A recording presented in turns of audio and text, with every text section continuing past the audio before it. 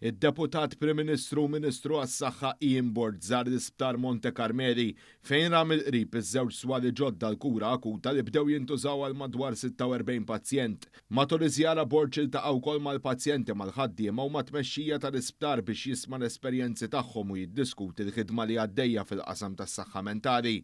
Kull waħda miswar il-ġodda għandha kapaċità ta' 23 sodda u hija mfassla biex toffri ambjent modern, siguru, terapeutiku għal pazjenti li jkunu jeħtieġu kura akuta. Bord qal il-Gvern se jkompli jibni fuq il-ħidma li saret fis-snin li għaddew fil-waqt li jirrikonoxxi u jindirizza l-isfidi li għad fadal.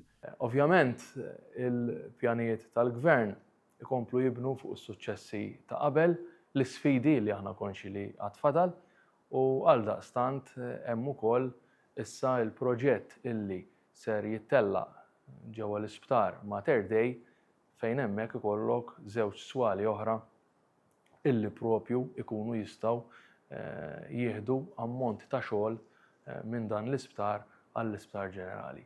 Il-Kap Eżekuttiv tal-Isptar Monte Carmeli Rosen Camilleri qalet qed ikompli jsir progress fir-rinnovazzjoni tal-isptar.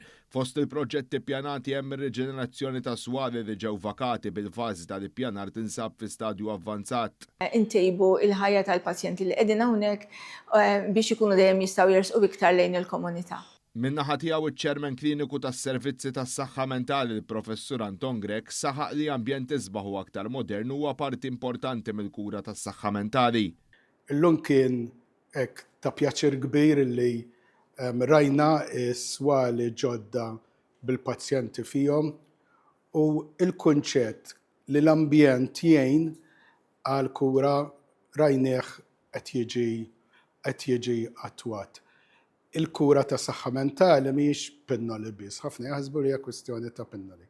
Il-pinnoli importanti, imma hemm ħafna fatturi oħra fosthom l-ambjent.